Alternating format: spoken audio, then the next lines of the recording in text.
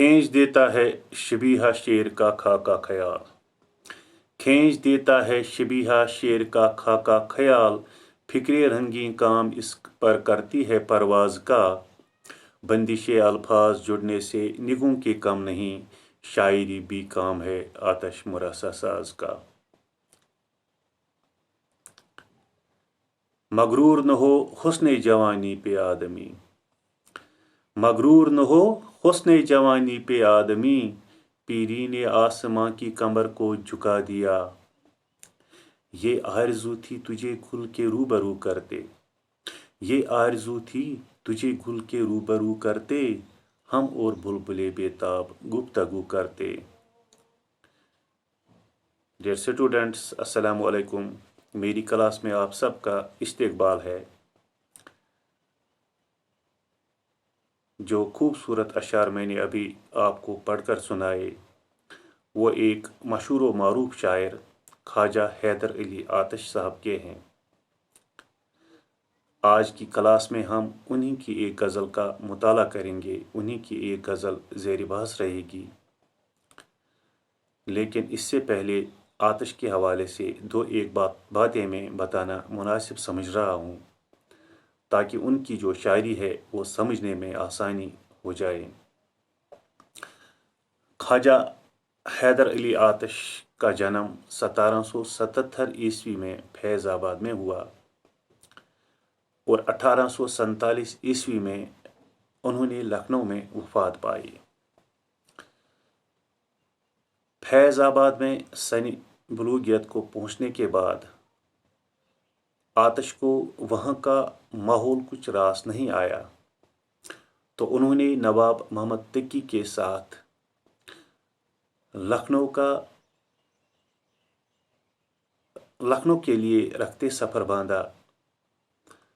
और जब वो लखनऊ पहुँचे तो यहाँ शायरी की गरम बाजारी देखकर उनका जी भी ललचाया। उनके दिल में भी शौक़ पैदा हुआ कि मैं भी कुछ लिखूं।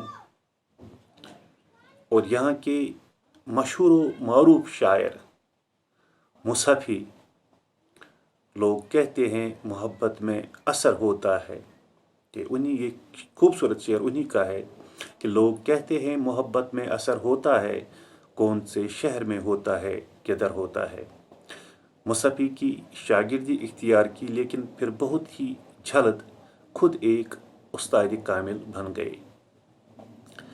आतिश दुबिस्तानी लखनऊ के पैरोकार थे, लेकिन जिन चीज़ों के लिए लखनवी शायरी बदनाम थी, आतिश की शायरी उन चीज़ों से बहुत हद तक साफ थी। वहाँ के शायर मसलन रंगीन, जुरत, इंचा और नासिक के मुकाबले में उनकी शायरी खारजियत, इब्तिज़ाल और चोमा चाटी से बहुत हद तक पाक है। आतिश ने तमाम उम्र गज़ल के सिवा दूसरी सिनफ में तबा आजमाई नहीं की। उनके कलाम में सादगी भी है, रंगीनी भी है, दर्द भी है, सोज़ो गुदाज भी है। उनकी गज़लों में इश्क व आशिकी के अलावा अखलाकी मज़ामीन की झलवागरी भी है और तसव्वुफ़ की चाशनी भी। उनकी शायरी में तसव्वुफ़ का रंग इस कदर गहरा है कि उसकी शनाख्त माअसरी शायरी में दूर से ही हो सकती है। आतिश के बारे में थोड़ा बहुत जानने के बाद आप भी आतिश को बहुत हद तक समझने में कामयाब हो जाएंगे। तो आइए अब उनकी उस खूबसूरत गज़ल की तरफ रुख करते हैं जो आज की क्लास में ज़ेर बहस रहेगी, जिसका हम आज मुताला कर रहे हैं। हबाब आसा में दम भरता हूँ तेरी आशनाई का। हबाब आसा में दम भरता हूँ तेरी आशनाई का। नहायत गम है इस कतरे को दरिया की जुदाई का। ताल्लुक़ रूह से मुझको जसद का ना गवारा है। ज़माने में चलन है 4 दिन की आशनाई का। फिराके यार में मर मर के आखिर जिंदगानी की। رہا صدمہ ہمیشہ روح و قالب کی جدائی کا، نظر آتی ہے ہر سو صورتیں ہی صورتیں مجھ کو، کوئی آئینہ کھانا کارخانہ ہے خدائی کا، نکل اے جان تن سے تا وصال یار حاصل ہو، چمن کی سیر ہے انجام بلبل کو رہائی کا، وصال یار کا وعدہ ہے پردہ قیامت پر، یقین مجھ کو نہیں ہے گھور تک اپنی رسائی کا، نہیں مٹتی ہے پتھر کی لکیر احباب کہتے ہیں، رہے گا پائے بت پر نقش اپنی جبہ سائی کا، دل اپنا آئینہ سے صاف عشق پاک رکھتا ہوں، تماشا دیکھتا ہے حسن اس میں خود نمائی کا، نہیں دیکھا ہے لیکن تجھ کو پہچانا ہے آتش نے، نہیں دیکھا ہے لیکن تجھ کو پہچانا ہے آتش نے، بجا ہے اے صنم جو تجھ کو دعویٰ ہے خدائی کا۔ حباب آسا میں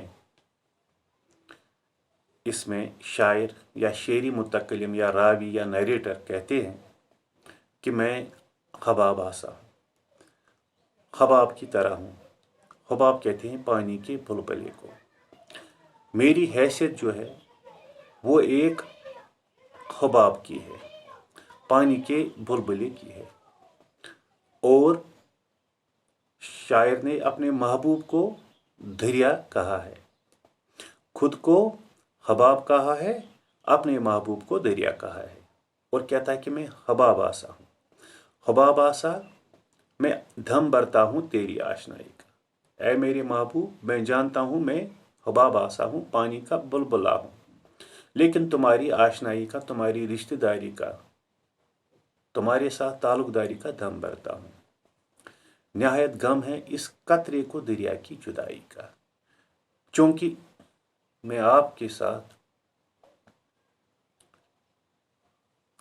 اپنا رشتہ جوڑ رہا ہوں، لیکن مجھے حد سے زیادہ غم ہے اس دریا سے جدا ہونے کا، یعنی دریا سے جب قطرہ کوئی جدا ہو جاتا ہے تو اس کی حیثیت ختم ہو جاتی ہے، وہ خاک میں مل جاتا ہے اور ختم ہو جاتا ہے، اور قطرے کا جو وجود ہے وہ دریا میں رہ کر ہی باقی رہتا ہے۔ اس شعر میں متکلم خود کو حباب اور محبوب کو دریا سمجھتے ہوئے فرماتے ہیں کہ میں ایک بلبلے کی مانند ہوں اور تم سے آشنائی اور محبت کا دعویٰ کرتا ہوں، لیکن میری حیثیت صرف تم سے ہے، میری حیثیت صرف تم سے ہے، میرا وجود تم سے باقی ہے اور الگ ہو کر میں فنا ہو جاؤں گا، اس لیے میں تمہاری جدائی برداشت نہیں کر سکتا۔ اے میرے محبوب میرا وجود تم سے قائم ہے، اگر میں تم سے جدا ہو گیا تو میرا اپنا کوئی وجود باقی نہیں رہے گا۔ حباب آسا میں دم بھرتا ہوں تیری آشنائی کا، نہایت غم ہے اس قطرے کو دریا کی جدائی کا، تعلق روح سے مجھ کو جسد کا ناگوارا ہے، زمانے میں چلن ہے 4 دن کی آشنائی کا۔ تعلق روح سے، میرا تعلق روح کے ساتھ ہے، جو میرا واسطہ ہے، جو میرا رشتہ ہے، جو میری محبت ہے وہ روح کے ساتھ ہے، کیونکہ تعلق روح سے مجھ کو جسد کا ناگوارا ہے، جو جسد ہے، جو جسد خاکی ہے وہ بہت جلد فنا ہو جاتی ہے، یعنی انسان کا جو جسم ہے وہ بہت جلد فنا ہو جاتا ہے، لیکن روح ہمیشہ کے لیے باقی رہ جاتی ہے۔ تعلق روح سے مجھ کو جسد کا ناگوارا ہے، زمانے میں چلن ہے 4 دن کی آشنائی کا، زمانے میں دوستی ہوتی ہے، تعلق داری ہوتی ہے، رشتہ داری ہوتی ہے، پیار محبت ہوتا ہے، لیکن اس کی جو مدت ہے وہ بہت ہی قلیل اور مختصر ہے، کہ میرا تعلق اصل میں، شاعر کہتے ہیں، شعری متکلم کہتے ہیں کہ اصل میں میرا جو تعلق ہے وہ کس کے ساتھ ہے؟ روح کے ساتھ ہے، کیونکہ جسم بہت جلد ختم ہو جاتا ہے اور اجسام کی آشنائی کی مدت بہت ہی قلیل ہے۔ جو اجسام ہوتے ہیں، عاشق محبوب کے جسموں کو لے کر بات کی گئی ہے، ان کی جو مدت ہے بہت ہی قلیل ہے، جبکہ روحوں کا تعلق ہمیشہ ہمیشہ کے لیے قائم رہتا ہے۔ یعنی میری محبت، میرا تعلق روح کے ساتھ ہے، نہ کہ جسم کے ساتھ۔ پھرا کے یار میں مر مر کے آخر زندگانی کی، پھرا کے یار میں مر مر کے آخر زندگانی کی، رہا صدمہ ہمیشہ روح و قالب کی جدائی کا۔ پھرا کے یار میں مر مر کے زندگانی کی، میں پھرا کے یار میں ہمیشہ مرتا رہا صدمہ ہمیشہ روح و قالب کی جدائی کا۔ روح اور قالب، روح اور قالب، جسم اور جان، جان الگ ہے، جسم الگ ہے، روح الگ ہے، جسم الگ ہے۔ نظر پھرا کے یار میں مر مر کے آخر زندگانی کی، رہا صدمہ ہمیشہ روح و قالب کی جدائی کا۔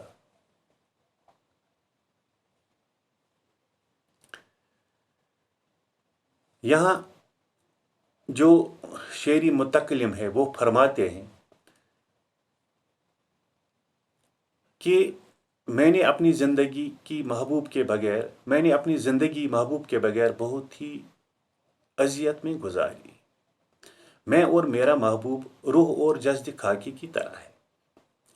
میں اور میرا محبوب روح اور جسد خاکی کی طرح ہے، اور میرا جسد روح اور میرا جسد روح کے بغیر ادھورا ہے۔ جو میرا جسم ہے وہ روح کے بغیر ادھورا ہے، یعنی تعلق جو ہے وہ جسم اور روح کے درمیان ہے، اور جسم جو میرا ہے وہ روح کے بغیر ادھورا ہے، انکمپلیٹ ہے، اور میں زندگی بھر جسم سے روح کی جدائی کی صدمے سے رو رہا ہوں، اور میں تمام عمر جسم سے روح کی جدائی کے صدمے سے رو رہا ہوں، دور رہا ہوں۔ پھرا کے یار میں مر مر کے آخر زندگانی کی، رہا صدمہ ہمیشہ روح و قالب کی جدائی کا۔ اگر کوئی صدمہ رہا تو جسم کو یہ صدمہ رہا کہ روح اس سے الگ ہے، جسم سے روح الگ ہے۔ نکل اے جان تن سے تا وصال یار حاصل ہو، چمن کی سیر ہے انجام بلبل کو رہائی کا۔ نکل اے جان تن سے تا وصال یار حاصل ہو۔ جو شعری متکلم ہے، اب اسے نہیں لگتا کہ میں اس دنیا میں اپنے محبوب کے ساتھ ملاقات کر پاؤں گا۔ اب یہی ایک راستہ ہے کہ میں آنکھیں موند لوں، میں مر جاؤں، تاکہ مجھے وہاں جا کر اپنے محبوب کی ملاقات نصیب ہو سکے۔ چمن کی سیر ہے انجام بلبل کو رہائی کا۔ جب تک بلبل قید میں ہوتا ہے وہ باہر کی دنیا دیکھنے سے رہ جاتا ہے، یعنی جب وہ قید میں ہوتا ہے وہ باہر کی دنیا نہیں دیکھ پاتا ہے، اور جب اس کو قید سے آزاد کیا جائے، جب پرندے کو، بلبل کو قید سے آزاد کیا جائے، جبھی تو وہ باہر کی خوبصورت دنیا دیکھ سکتا ہے، اس سے حظ اور لطف اٹھا سکتا ہے۔ اور یہاں پہ شعری متکلم کہتے ہیں کہ جب تک میرے جسم میں جان باقی ہے، یہاں پہ اپنے محبوب سے ملاقات کرنے کا کوئی سوال پیدا نہیں ہوتا، اور یہ ملاقات اب وہاں ہی ممکن ہو سکتی ہے۔ وصال یار کا وعدہ ہے فرد قیامت پر۔ اس کے بعد کہتے ہیں کہ وصال یار کا وعدہ ہے، میرے یار نے مجھ سے ملاقات کا جو وعدہ کیا ہے وہ قیامت کے دن کا کیا ہے، کہ قیامت کے دن ہم ملیں گے۔ وصال یار کا وعدہ ہے فرد قیامت پر، یقین مجھ کو نہیں ہے گور تک اپنی رسائی کا، لیکن مجھے نہیں لگتا کہ میں قبر تک بھی پہنچ پاؤں گا، یعنی ان کا انتظار کرتے کرتے میں قبر تک بھی پہنچ پاؤں گا، اتنا حوصلہ مجھ میں نہیں، میں اس قدر انتظار نہیں کر سکتا۔ وصال یار کا وعدہ ہے فرد قیامت پر، یقین مجھ کو نہیں ہے گور تک اپنی رسائی کا۔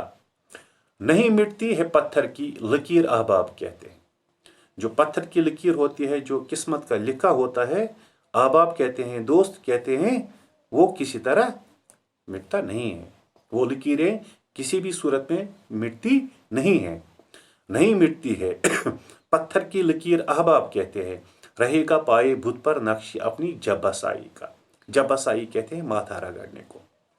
रहेगा पाए बुत पर, यानी मैं हमेशा महबूब के दर पे बार बार गया हूं और उनके जो पाँव है उस पर हमेशा मैंने अपना माथा रगड़ा है। इस कदर रगड़ा है कि रहेगा पाए बुत पर नक्श अपनी जब्बासाई का। और उनके पाँवों पे मेरे माथे का निशान भी अब देखा जा सकता है। इस कदर में उनके दरबार में बार बार गया हूं। नहीं मिटती है पत्थर की लकीर, अहबाब कहते हैं, रहेगा पाए बुत पर नक्श अपनी जब्बासाई का, कि पत्थर की लकीर मिटती नहीं मिटती। ये मुझसे मेरे अहबाब कहते हैं। मुझसे मेरे अहबाब कहते हैं कि पत्थर की लकीरें जो होती हैं वो नहीं मिटती हैं और मेरे माथे पर हमेशा उसके पैरों का निशान रहेगा। यानी मैं हमेशा महबूब के पाँवों पर सजदा करता रहता हूँ और इस तरह बार बार करने से मेरे माथे पर, इस तरह बार बार करने से उनके जो पाँव है मेरे माथे का निशान बन गया है। उनके जो पाँव है उन पर मेरे माथे का निशान बन गया है। मेरी जब्बासाई आप वहाँ उनके पाँव पर देख सकते हैं कि मैंने बार बार उनके पाँव पे माथा रगड़ा है। दिल अपना आईना से साफ इश्क़े पाक रखता हूँ, तमाशा देखता है हुस्न इसमें खुद नुमाई का। शायर फरमाते हैं कि मेरा दिल आईने की तरह साफ है। जो मेरा दिल है वो आईने की तरह साफ है। दिल अपना आईना से साफ इश्क़े पाक रखता हूँ, तमाशा देखता है हुस्न इसमें खुद नुमाई का। शायर कहते हैं कि मेरा दिल आईने की तरह साफ है और मैं अपने इस साफ दिल में पाक इश्क़ रखता हूँ। मेरे इस आईने जैसे पाक व साफ दिल में महबूब अपनी खुद नुमाई का तमाशा दिखता है। यानी महबूब को मेरे पाक व साफ इश्क़ से भरे दिल की कोई कदर नहीं है। वो तो हर हाल में गुरूर और खुद नुमाई का मुजाहरा करता रहता है। दिल अपना आईना से साफ इश्क़े पाक रखता हूँ, तमाशा देखता है हुस्न इसमें खुद नुमाई का। तो मक्ता में कहते हैं कि नहीं देखा है लेकिन तुझको पहचाना है आतिश ने। नहीं देखा है, मैंने आपको गर्च नहीं देखा है, लेकिन मैंने आपको बखूबी पहचाना है। मैं आपकी अजमत को जान चुका हूँ, मैं आपकी बड़ाई और बर्तरी का एतराफ़ कर चुका हूँ। बजा है ए सनम, ए मेरे महबूब जो आप दावा करते हैं किसका? बजा है ए सनम जो तुझको दावा है खुदाई का। अगर आप खुदाई का दावा करते हैं तो ये दावा मुझे कबूल है। मैं दिल से आपकी खुदाई तस्लीम करने के लिए तैयार हो चुका हूँ। गर्चे मैंने आपको नहीं देखा है लेकिन मैंने आपको खूब पहचाना है। ए मेरे महबूब गर्चे आपने खुदाई का दावा किया है, इस दावे की तरफदारी मैं भी कर रहा हूँ। यानी शायर इस मक्ता में खुदा की खुदाई का एतराफ़ करते हैं। तो ये थी आतिश की पहली गज़ल जिसका कमाहका मैंने तर्जमा किया या थोड़ी बहुत तशरीह की। कल हम उनकी दूसरी गज़ल पढ़ेंगे।